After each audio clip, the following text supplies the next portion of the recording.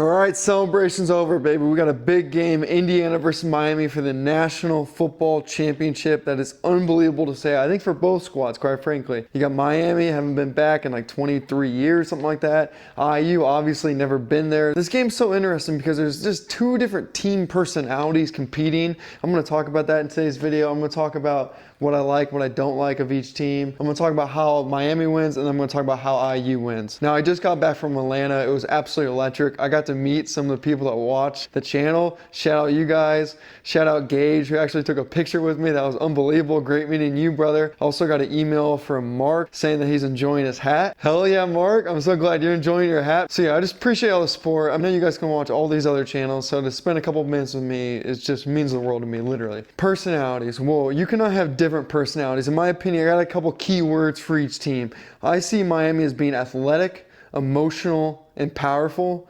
And I see Indiana being professional, prepared, and executes. In my opinion, you just have two different squads here. You have one team that plays kind of loosey-goosey. They just use their power, raw athleticism to make plays, and they just steamroll teams. And then you have IU, which is a well-organized machine that executes extremely well at every single phase. And they do even like the little things well. I'm talking about the way they tackle well, the way they use their hands in blocking, the way they catch the ball, the way their running backs get the extra yard with the footwork and the dive shoulder technique. Like, there's so many good things that I love about this IU team. And to be straight up with you guys, it's not that it's Miami, but I despise teams that have Miami's makeup of the athletic, emotional, and powerful team. Because football to me is this. Football equals detail. All right, and I grew up playing against teams that were more athletic than my team, more emotional than my team, and more powerful physically than my team. And guess what? We kicked their ass every time. Why? Because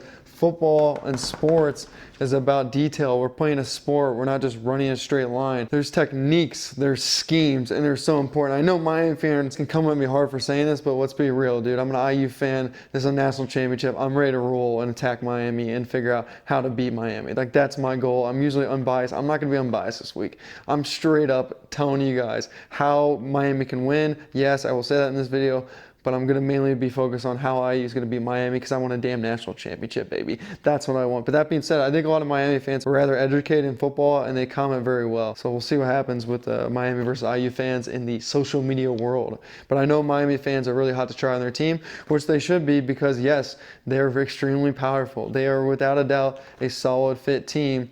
IU's in a way kind of more boring. Now they got some personalities with Cignetti and Mendoza, which kind of makes them exciting, but in a way their brand of football is just move the ball downfield, score touchdowns, get sacks, force turnovers, and convert those turnovers into points. Hey guys, I got to jump in here and tell you about today's sponsor, Home Field Apparel. If you're an Indiana fan, if you're a Miami fan, check out homefieldapparel.com and find your specialized national championship merch. Find your bowl championship shirts, homefieldapparel.com. All right, guys, now back to the video.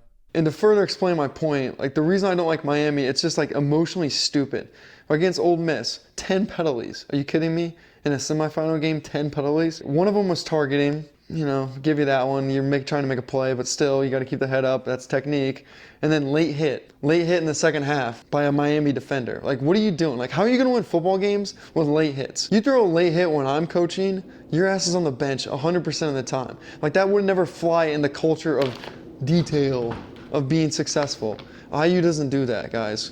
Another thing I don't like about Miami is, and I feel like their offensive coordinator has what Joel Klatt calls impatient possessions. I call it the destruction button, and it's where, you know, they got Fletcher Jr., they're running the ball, their offensive linemen moving their feet, getting their hands, hitting people, and they're moving freaking bodies, and they're going 4 yards, 6 yards, 8 yards, 4 yards, 5 yards, and it's boom, boom, boom, boom, boom. And Miami's moving the ball, and then all of a sudden, Miami's offensive coordinator is like, oh, let's throw in the flea flicker. Oh, let's do Tony we'll have him as quarterback and we'll have him roll out and he'll throw the ball. Like, it's like this destruction button. Just do what you do well and just do that. And that's what IU does. All right, we're going to run the ball. Cool, we're running the ball. We're going to run the ball. We're going to run the ball. I mean, Cignetti will run the ball 5-6 times in a row and not even think twice about it. Why? Because football's in the details. Do what you do best and just keep freaking doing it, all right? Now let's cover why I love this Indiana team. It's on the flip side of why I don't like this Miami team. I gave you 10, I got 10 of them actually. Number one, Mendoza. 8 touchdowns, 5 incompletions the last 2 games. Let me say it again. 8 touchdowns and only 5 incompletions the last 2 games against Bama and Oregon. What does that tell you? Preparation. What does that tell you? Work ethic. That's a straight preparation and work ethic. The work ethic is all from summer to now, and preparation is every day of his life. That's almost like an impossible stat to have more touchdowns in the last 2 games of college football playoff against some of the better defenses, obviously, in all of college football, with only 5 incompletion. I freaking love that. I love Mendoza's mentality. And let me tell you, seeing Mendoza throw the ball in real life, it has extreme zip. Like, his ability to throw those out routes, I've been thinking, like, those throws are so long, and I'm watching them on TV all the time, and I'm like, he must just have a rocket arm to consistently throw across the field to Waffle House on these out and, like, fade routes, back shoulder. In warm-ups, I was just sitting there, I was just amazed because I could just see him throw 1, 2, 3, 4, and it was just remarkable, his ability to spin the rock and get the ball out with speed. Like speed in terms of like his ability to throw fast, but then the velocity of the ball, like the speed of the ball, has absolute zip on it. Complete NFL arm. Second reason I love this IU team is defensive assignment execution, specifically with their coverage and their ability for their defensive backs to just do their job consistently and not give up any holes. And then also like their linebackers' ability to fill holes in the run game. Truly, if you're going to beat Indiana, you have to outplay call Indiana's defense, because Indiana's defense is going to run that defensive play call correctly. So you just need a play call that beats their play call. But a lot of times in college football, you can have a bad play call, but like somebody misses a mistake, right? They don't fill a gap correctly. They have bad technique, and boom, we got a big run, even though the play call was there. And the coaches are like, it was there. I called the right play. But yeah, college football, like people make mistakes, and that's what been so good about this Indiana team is no mistakes. And that's something I think the Miami team is going to be like, oh shit, we're not used to having people there because we just played Ole Miss, who couldn't fill a gap to save their life, played Ohio State, who's completely lackluster and pathetic in all angles, though they dominated them, so you got to give them credit on the Ohio State win, no doubt about it. They completely destroyed Ohio State. But then Texas A&M, same thing. Like that team couldn't fill a gap and couldn't be coached worse, in my opinion. But nonetheless, I am looking forward to seeing how Miami responds when, once again, IU is where they should be at all times. I will say that second drive after the interception against Oregon, and Oregon moved the ball down the field, like the reason why they moved that ball down the field was because the play calling was utterly genius. They were doing everything. Were mixing it up. I mean, they were running inside zone. They were running power. All right, now we're going to do a RPO, and now we're going to do a freaking play actions rollout. Like they were just literally dialing it up against Indiana on that drive. But it's hard to do that consistently as a coordinator. You have to be great. And I question, is Miami's offensive coordinator able to do that? Third thing I like about Indiana is their ability to attack inside out and then over the top. It seems like they're very methodical in the way they structure their drives, where they're going to pound the rock inside, they run inside zone, they run power, then they kind of start to run a little outside zone, get the ball out in space, and then they start attacking the seams, and then they'll look for the overtop shot. And it seems to just wear down these defenses because you're just attacking all these different zones, and then the defense is like, dude, I don't know what the hell's coming next. All right, then I'm going to rattle the rest of these off. Waffle House's ability to do out routes and fade routes, I absolutely love it. And it's not his athleticism, it's his technique with his footwork, and it's his ability to use his hands correctly when the ball's in the air. It's flat out remarkable work. Noah Kowski's lead blocks, our tight end, unfreaking believable. I mean, his ability to come across the line of scrimmage and kick someone out is remarkable. I mean, his technique, he's a huge dude too. Like in real life, he's a thick, like strong looking dude.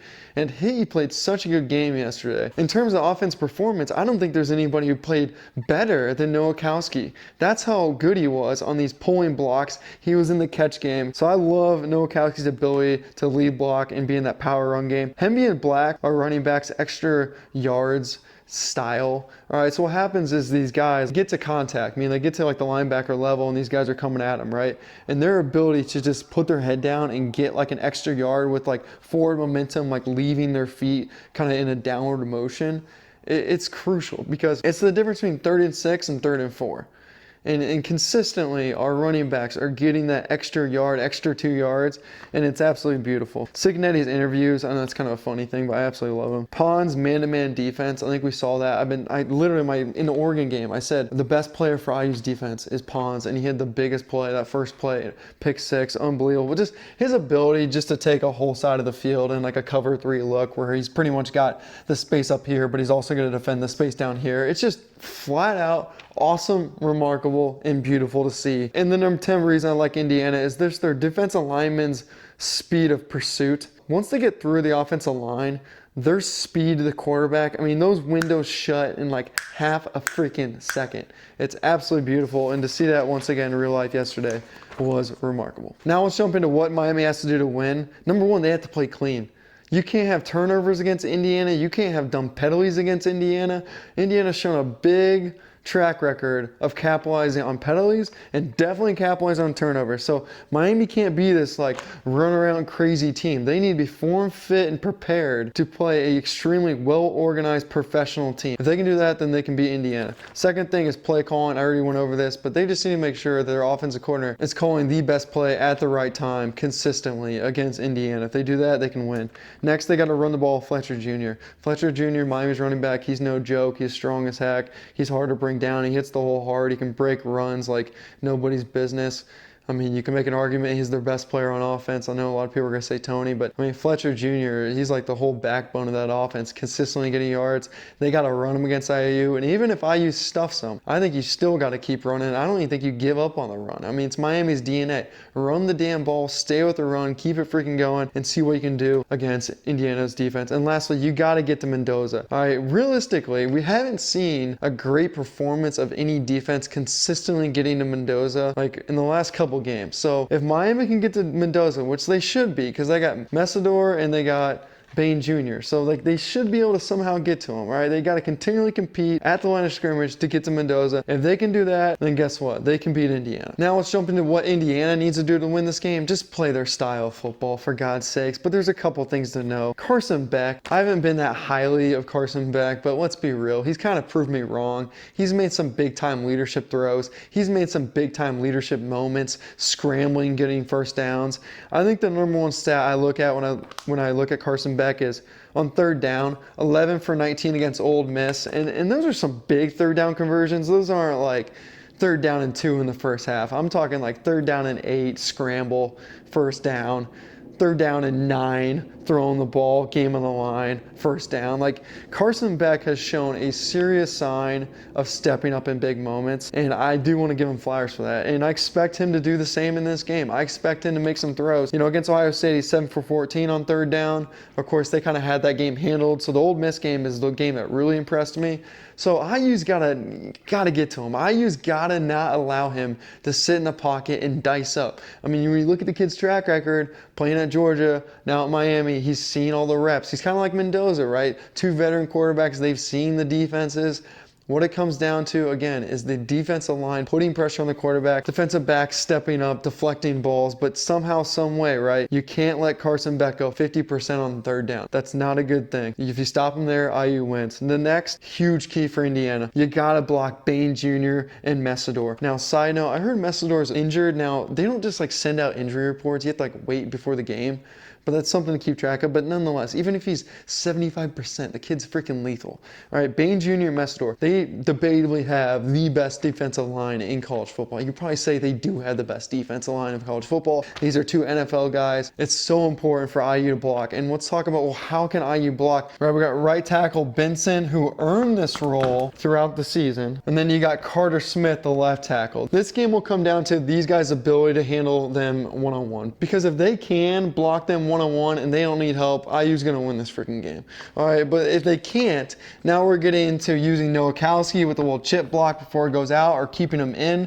And of course, as we continually talk about, Black and Hemby's ability to block and their improvement over the last few weeks has been utterly remarkable. Technique's been better, and just their overall aggression to pick up blitzes, Hemby and Black have been total studs in this regard. So, you know, instead of going out for a route, you hope block, right? But then they might bring someone else. So at the end of the day, I mean, Carter and Benson, so important. If you can block Bain Jr. and Messidor, we're going to win this game. I thought the Oregon game was so important that we blocked Washington and Bear Alexander, and guess what? Our guards, Coogan, they did so freaking well against them. So this game a little bit different. I think it's more about blocking the edges. All right, guys, so that was my first look preview. I'm gonna have a lot more videos on this game. I'm gonna have one video that's extremely technical in terms of the actual schematics these teams run. Please consider subscribing.